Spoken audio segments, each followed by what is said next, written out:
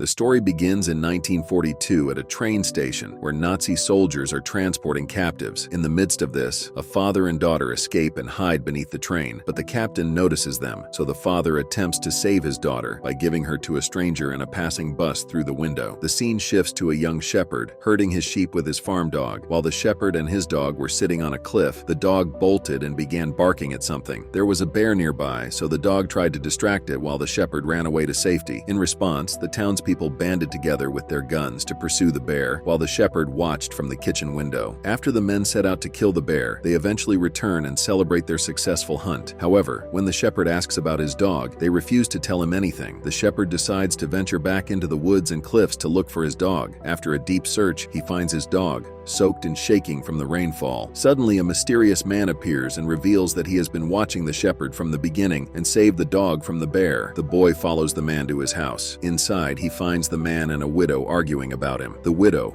Horkata, spots the boy, but he manages to escape. In the next scene, the boy's mother is shown milking sheep, after which Joe, the boy, informs her that he will be leaving the house. Joe then proceeds to the barnyard, where a little girl startles him by emerging suddenly from her hiding place. Joe runs out in fear, but is caught by Horkata. She grabs him by the neck and takes him to her house. She confronts the boy about what he saw in the barn, but he remains silent. The mysterious man reveals that he is a Jew, hiding in Horkata's house, as German soldiers are forcing Jews out of their homes and relocating them to France. The scene shifts to the soldiers, informing the residents that they have killed 3 people and will impose a curfew of 9:30 p.m. for everyone in the village. They claim a boy was pointing a stick at the corporal of the soldiers as if it were a gun. The father then tells the corporal that he is harmless and just ill, and the corporal tells him to let him go, at which point the boy begins to make firing sounds with his mouth while pointing the gun at the corporal. In the following scene, the boy dashes back to the mystery man and widow's home. However, the widow spots him and starts yelling at him, as she had explicitly instructed him not to return there. Nevertheless, the boy fearlessly informs her that German soldiers are en route, scanning houses, and asks for the whereabouts of the mystery man. The widow divulges that he is up in the woods. Without hesitation, the boy races towards the woods to locate him, skillfully dodging German soldiers in his search for Benjamin, the mysterious man. Despite facing rain, storm, and thunder, the boy persists in his pursuit until he takes shelter in a nearby cave. To his surprise, he finds Benjamin there, lying down and trying to warm up a little girl. Upon noticing Benjamin's bruised leg, the boy assumes he can't walk. However, he boldly decides to help both of them get back instead of leaving one behind. This demonstrates the boy's admirable bravery and determination. In this scene, we see Joe sitting in a classroom looking depressed. The scene then shifts to a cemetery where Grandpère and a boy are holding 2 rifles. They are about to hand them over to the invaders. However, Grandpère decides to keep 1 bullet on hand just in case. The scene then transitions to Grandpère greeting Horkata. She requests that he lend her Joe so that he can shop for her and assist her around the house. Grandpère doubts Joe's ability to spend the entire summer in the mountains, but she promises to compensate him. Joe readily agrees to accompany her. Horkata mentions that 3 more children will be arriving any day now, and Benjamin will be unable to transport them due to his bruised ankle, leaving her with no choice but to seek assistance from Joe. Every week, the widow's grocery list grew longer. Joe was not allowed to see the children, but he was aware that their number was growing. With German soldiers patrolling the mountains, there was no way for them to get to Spain. Once inside, Joe sees the shopkeeper going inside to get something, so he starts robbing the establishment. As all of this is going on,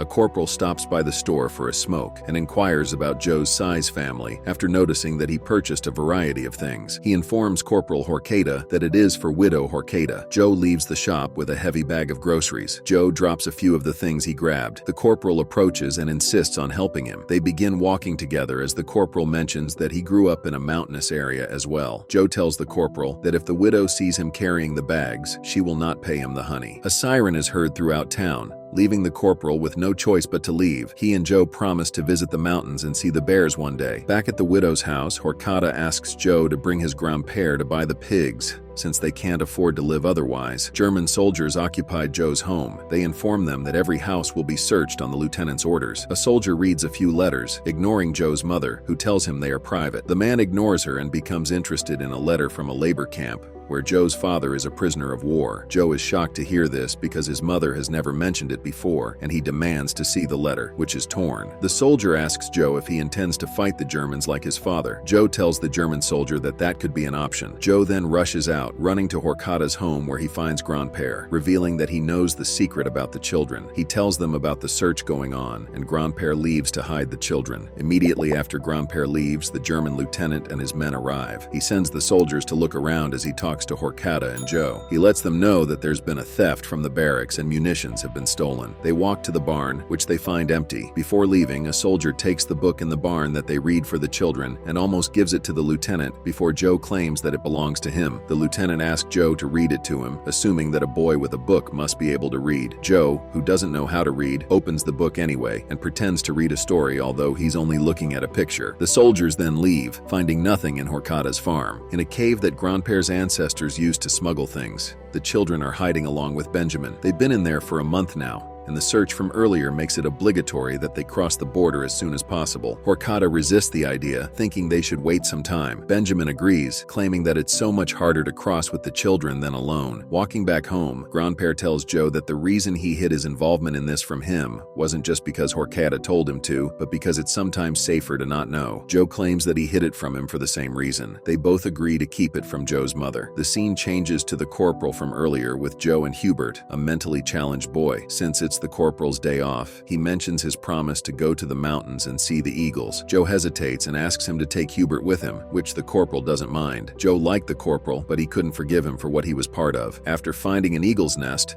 the corporal and Hubert return. He tells Joe that maybe they could do this another time. Upon his return, the corporal is given unfortunate news. The Allies bombed Berlin, where the corporal's daughter was. When Joe sees him again, he tells him he's sorry for the loss. The corporal tells him that ever since he heard about his daughter's death, he's been asking himself what he's doing here. The answer is to stop the Jews from escaping, although he understands that it's because they fear for their lives. He's sad about the cruel fate of the concentration camps and wishes things weren't the way they were. The two of them spot an eagle in the sky that day. In the evening, the corporal sees a bridge getting bombed from a distance. The following day, soldiers raid the city and steal from the citizens since they're considered resistance fighters now. Joe and Hubert enter the corporal's office. He tells them the lieutenant forbids him from watching eagles with them anymore. They give him a cigarette and a gift, which he's initially not interested in. After opening it, he sees that it's a table decoration item that Hubert made for him. Shaken by the act of kindness, the corporal rises from his seat and gifts Hubert his binoculars before sending them both away. Joe brings food items to the cave, where the others debate on whether they should leave soon or not. Horkata insists that they should at least wait until the sick child among them gets better. As they go fetch water, Joe asks Benjamin why the Germans hate them so much, which he answers with a riddle about the Nile and Tibet. When asked if he hates them back though, he says he pities them instead. Back at home, Joe's father arrives from the labor camp. The soldiers couldn't exploit him anymore because of his injured hand, so they sent him back. During dinner, Joe's father prepares to leave the house, but the others tell him it's deadly to do that past curfew. The man remains stubborn. He's enraged that he's been a prisoner for years and won't allow the Germans to make a prisoner of him inside his own home. Meanwhile, the corporal sits outside the cafe consumed with questions. Inside the cafe, the corporal and a few German soldiers enter and ask for drinks. Joe's father is also present and asks for the music to stop before approaching the Germans. He mockingly offers them the drinks to celebrate their victory, which hasn't arrived yet. Hubert gets in between them as Joe's father asks him where he found those binoculars. Joe answers that it's the corporal's. The corporal and his soldiers silently leave. Back at home, Joe sees his father's severely scarred back from outside his parents' bedroom. Later on, his father attacks Joe and calls him a collaborator for hanging out with the corporal. This throws off Grandpère, who tells him his son's brave actions to help the Jewish children. Hearing this, the father calms down. The next day, Joe's mother comes up with an idea to disguise the Jewish children as shepherds to cross the border. Grandpère and Joe's father bring the idea to Horkata, who refuses to risk the children's lives, especially since it involves more townspeople into the secret. Grandpère convinces her it's time to let them go, since this is their best chance. At church, the priest announces that there will be an event inside the church in 2 weeks, with choirs, and the entire village is expected. The German officials are also invited. The day of the event, children sing a German song which makes the corporal too emotional to stay. He walks out for a smoke but doesn't see the Jewish kids sneak into the town. At night, Benjamin and Joe talk about the plan. The next morning, the children leave with the sheep without the soldiers noticing that they're Jews. They travel the mountains and rest in a house. Joe says his farewells to the children before the corporal and his soldiers suddenly arrive. He asks Joe's father to give them something to drink. The corporal finds it suspicious that there are women and girls with them. The window to the house opens and a soldier approaches it, but the corporal closes it before they see what's inside. outside. They fortunately leave before discovering what happened. The next day, Joe's rushed outside his class by Hubert because Benjamin and the little girl were seized and sent away. At night, Joe's father tells them that the children are safe, but the little girl wouldn't let go of Benjamin at any costs, so they had to take her back to the hut. Joe takes the solitary job to go back to the mountains and milk the sheep. He's approached by the corporal. Hubert gave him his binocular back, the way the town forgot all the kind gestures shown by the soldiers after they arrested Benjamin and the little girl. Joe tells the corporal that the two captives were his friends and admits to having helped 7 other children escape with them. The corporal has no answers. Inside the town, as the people dance around and parade, Joe looks for Hubert, who stole a rifle and points it at the lieutenant, immediately getting killed as the corporal looks in shock. A year later, Joe calls Grandperry and Horcana outside to find Anya, the little girl that was seized with Benjamin. She's one of the Jews that French civilians risked their lives to help escape to Spain. The movie ends as the 4 of them embrace. And with that,